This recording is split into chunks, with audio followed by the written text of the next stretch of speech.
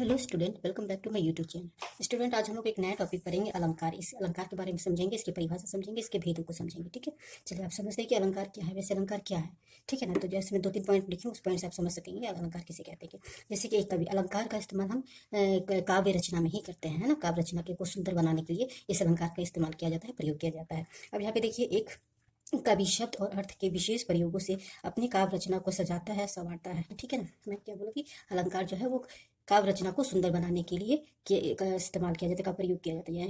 यानी कि इसमें जो कवि लोग हैं, जो अपनी रचनाएं जब लिखते हैं तो उसमें उन विशेष शब्दों को या उनके अर्थों को इस प्रकार से प्रयोग करते हैं कि वो काव्य रचना जो है वो सुंदर बन जाए। जैसे कि उसको सजाने और संवारने का काम किसका है, अलंकार का ही है। ठीक है, अब दूसरे पॉइंट को समझते हैं। अलंकार का अर्थ होता है श्रृंगार का कार्य करने वाला।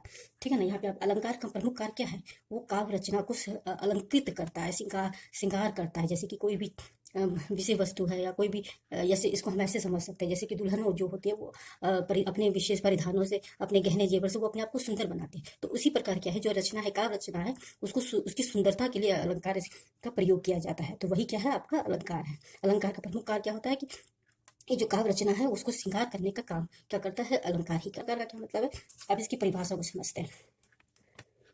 परिभाषा, काव्य को सजाने संवारने के लिए शब्द और अर्थों के विशेष प्रयोग को ही अलंकार कहते हैं ना। इसकी परिभाषा ही यही है कि जो काव्य है, काव्य की जो रचना करते हैं कवि लोग, उसको सजाने और संवारने के लिए शब्दों के से या उनके अर्थों से जब उस काव्य रचना को सुंदर बनाते हैं तो उसी को हम क्या बोलते हैं, अलंकार बनाते हैं, कहते हैं। ठीक है, जैसे कि उदाहरण से आप समझ सकते हैं, रघुपति राघव राजा राम पतित पावन सीताराम। अब यहाँ पे देखिए, रघुपति राघव राजा राम, मैंने क्या इसमें बताया था कि अलंकार में क्या है, शब्द और अर्थों का विशेष प्रयोग होता है। यहाँ पे देखिए, ये वर्ण र र र र, ठीक है, यहाँ पे आ रहा है ना, र र र र, तो ये क्या है, ये वर्ण वर्ण हो गए। ठीक है, तो वर्णों का इसमें क्या होगा, विशेष प्रयोग किया। जैसे र र र र करके आ रहा है काव्य रचना।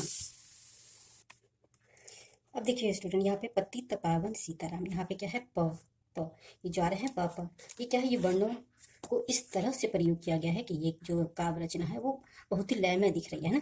रघुपति राघव राजा राम पतित पावन सीताराम, ये लय में हो गया। तो ये क्या है, यहाँ पे क्या है, वर्णों का विशेष प्रयोग किया गया है। जैसे एक ही वर्ण क्या है, बार बार आ रहे हैं, एक ही वर्ण इसमें बार बार आते हैं ऐसी रचना में। अब दूसरा उदाहरण भी हम देखते हैं। चारों चंद्र की चंचल किरणें खेल रही हैं। ठीक है, अब इसमें देखिए, चवन चवन चवर्णों का बार बार इसमें प्रयोग किया गया। यानी कि ये जो चवर्ण है, इसके माध्यम से ही ये काव्य रचना को अपने कवियों ने इसको लय में किया है। ठीक है ना, जिससे कि वो सुनने में या फिर गाने में बहुत अच्छा लगता है। अब तीसरा उदाहरण मैंने लिया, इसको भी हम देखते हैं।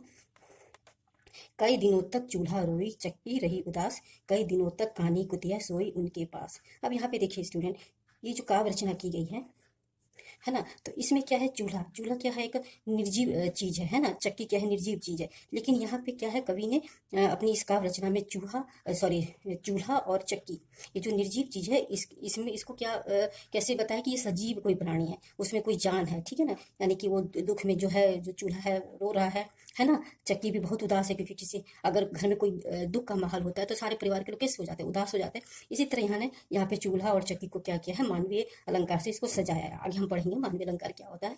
ठीक है ना। अब यहाँ पे देखिए, कई दिनों तक कानी कुतिया सोई उनके पास। अब यहाँ पे देखिए, क वर्ण, ठीक है ना, क है, क का ही इस्तेमाल किया है, बार बार बार उसको उस वर्ण को प्रयोग किया। अब यहाँ पे देखिए, इस काव्य रचना में ऐसा प्रतीत हो रहा है, यानी कभी ऐसे बता रहे हैं या संकेत कर रहे हैं, ऐसे प्रतीत हो रहा है कि जो निर्जीव वस्तुएं हैं उसको भी कवि ने अपनी रचनाओं के माध्यम से सजीव प्राणी का में वर्णन किया है। तो यही क्या है, अलंकार। यह कि शब्द से या उनके अर्थों से उस काव्य रचना में प्राण डाल देना ही अलंकार है, उसको सजाना संवरना ही अलंकार है। ठीक है, समझ में आ गया होगा तीनों उदाहरण आपको। अब हम अलंकार को और अच्छे से समझते हैं, इसके कुछ और पॉइंट हैं जिसको हम समझ लेते हैं। काव्य अलंकारों से ही सुंदरता पाता है। अब यहाँ पे देखिए, कोई भी काव्य रचना है, जैसे कि हमने कोई भी कविता लिखी है, ठीक है ना, कोई काव्य रचना की है, अगर हम उसमें अलंकार को इस्तेमाल करते हैं या प्रयोग करते हैं तो उस काव्य रचना की सुंदरता कई गुना बढ़ जाती है। तो ये जो अलंकार का काम जो होता है वो काव्य रचना को सुंदर बना देता है, यानी कि उसको इतना अच्छा बना देता है कि सुनने में और गाने में हमको आनंद आता है। ठीक है, इसीलिए अलंकार काव्य का आभूषण होता है। इसलिए कवि जन जो है वो अलंकार को काव्य का आभूषण मानते हैं। ठीक है, यहाँ तक समझ गए होंगे। आगे बढ़ते हैं। चलिए स्टूडेंट, आगे हम बढ़ते हैं। अभी तक हमने अलंकार को समझ लिया है, उसकी परिभाषा को भी हम समझ गए हैं। अब उनके भेदों को ही समझ गए हैं। अब उनके भेदों को ही समझते हैं, क्योंकि उनके भेद ही ज़्यादा इंपॉर्टेंट होते हैं। अब यहाँ पे देखिए अलंकार के भेद। अलंकार के मुख्यतः दो भेद होते हैं, एक शब्द अलंकार, दूसरा अर्थ अलंकार। शब्द अलंकार में शब्दों का इस्तेमाल बहुत ही विशिष्ट ढंग से किया जाता है, और अर्थ अलंकार में अर्थों का इस्तेमाल मतलब शब्दों के जो अर्थ होते हैं उसका ही प्रयोग बहुत सुंदर ढंग से किया जाता है। तो दो होते हैं, शब्द अलंकार और अर्थ अलंकार। अब यहाँ पे देखते हैं उसके भी कुछ भेद होते हैं, जैसे कि हम पहला देखते हैं शब्द अलंकार।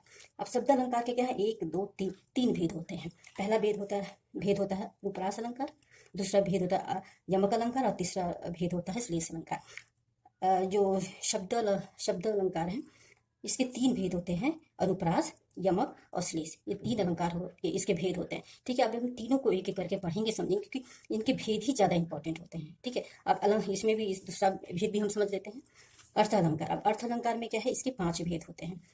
पहले उपमा अलंकार, रूपक अलंकार, तीसरा उपेक्षित अलंकार, चौथा अतिशयोक्ति अलंकार और पांचवा है मानविक्रय अलंकार। ठीक है, अलंकारों को समझते हैं उदाहरण से। पहले है हमारा शब्द अलंकार। पहले हम इसको समझ लेते हैं, शब्द अलंकार क्या चीज़ होती है, कैसे इसका काव्य रचना में इस्तेमाल करते हैं। अब यहाँ पे देखिए, जहाँ काव्य की सुंदरता बढ़ाने के लिए शब्दों का विशिष्ट प्रयोग में लाया जाता है उसे शब्द अलंकार कहते हैं। यानी कि इसमें जो है आपको शब्द को विशिष्ट ढंग से अपनी काव्य रचना में प्रयोग करते हैं। ठीक है ना, उस शब्दों के माध्यम से ही वो काव्य रचना क्या होती है, सुंदर बन जाती है। ठीक है, तो उसी को हम शब्द अलंकार कहते हैं। अब इसके 3 भेद होते हैं।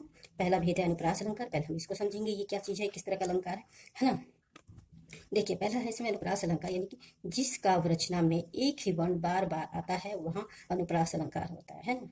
यानी कि जिस काव्य रचना में एक वर्ण समझ रहे हैं ना, एक वर्ण बार बार आता है, ठीक है, तो उसी को हम क्या बोलते हैं, अनुप्रास अलंकार। उदाहरण समझते हैं, उदाहरण से और स्पष्ट हो जाएगा। पहला उदाहरण मैंने लिया है, मधुर मधुर मुस्कान मनोहर, मनुज वेश का उजियाला। ठीक है, आप यहाँ पे देखिए, मधुर मधुर, म, यहाँ से जो म वर्ण है, म म म म म म वर्णों का बार बार इस्तेमाल हो रहा है, बार बार प्रयोग हो रहा है, बार बार आवृत्ति हो रही है। ठीक है ना, यानी कि उसको हम बार बार इस्तेमाल कर रहे हैं, बार बार वो काव्य रचना में आ रहा है।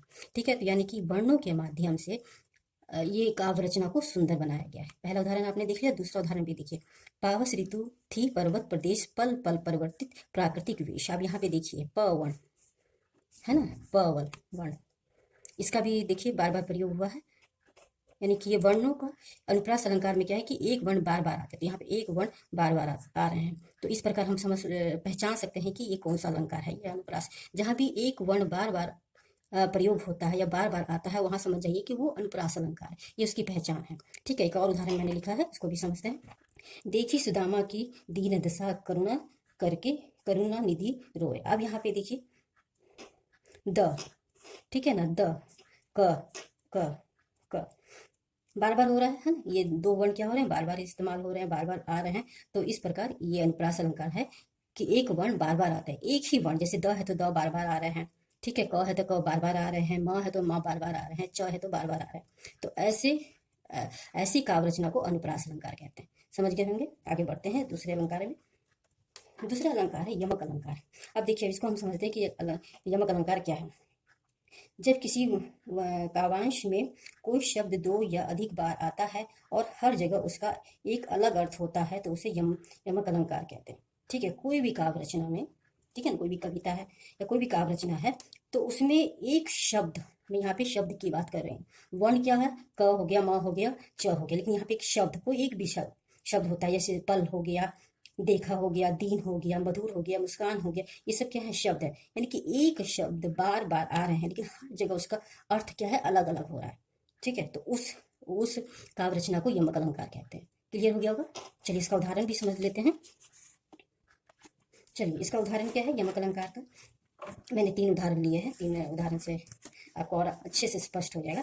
पहला उदाहरण है, 3 बेर खाती थी वे 3 बेर खाती थी। अब यहाँ पे देखिए स्टूडेंट, बेर है ना, एक ही शब्द है, लेकिन इसके 2 अलग अलग अर्थ आ रहे हैं। पहला अर्थ क्या है, पहले बेर का अर्थ क्या हुआ, बार, ठीक है ना, फिर कोई भी वो 3 बार खाती थी, यानी वो 3 समय खाती थी, ठीक है ना। और दूसरे बेर का अर्थ होता है एक जंगली फल होता है, बेर तो आप लोग सबको जानते हैं, एक छोटा छोटा फल होता है, मीठा होता है, तो वो एक जंगली फल होता है। तो यहाँ पे शब्द तो एक ही है, लेकिन उसके अर्थ क्या है, दोनों जगह अलग अलग है। तो इसको क्या बोलेंगे हम, यमक अलंकार। ठीक है, क्लियर है। आगे बढ़ते हैं।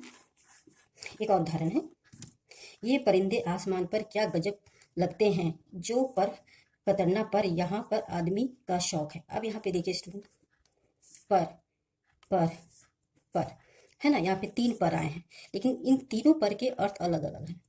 अब यहाँ पे देखिए, पहले पर का अर्थ है लेकिन, किंतु, परंतु। ठीक है ना। अब दूसरे पर का है पंख, चिड़िया के जो पंख होते हैं वो उस अर्थ में आया है। तीसरे हैं पर, ये अधिकरण जो कारक है उसका एक कारक चिन्ह है। ठीक है ना, पर यहाँ पे वो कारक चिन्ह का इस्तेमाल के रूप में ही आया है। ठीक है, अब यहाँ पे देख सकते हैं कि एक ही शब्द लेकिन तीनों जगह अलग अलग अर्थ दे रहा है। आगे बढ़ते हैं। तनुओं से ही जान है बात सभी लो जान, बिन तनु यह संसार बस है मरुभूमि समान। अब यहाँ पे देखिए स्टूडेंट, जान है ना, ये जान। अब यहाँ पे जान शब्द जो है वो 2 बार आए, लेकिन उसके अर्थ, पहले जान का क्या अर्थ है, जीवन।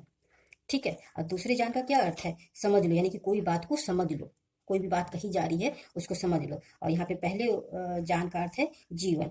ठीक है, यानी कि जो पेड़ पौधे हैं वो हमारा जीवन है, उस अर्थ में इसका प्रयोग किया गया है। तो दोनों जगह क्या है, अर्थ अलग अलग है। तो इसको हम क्या बोलेंगे, यमक अलंकार। आप समझ गए होंगे ना यमक अलंकार क्या है, यानी कि एक ही शब्द के अलग अलग अर्थ होते हैं।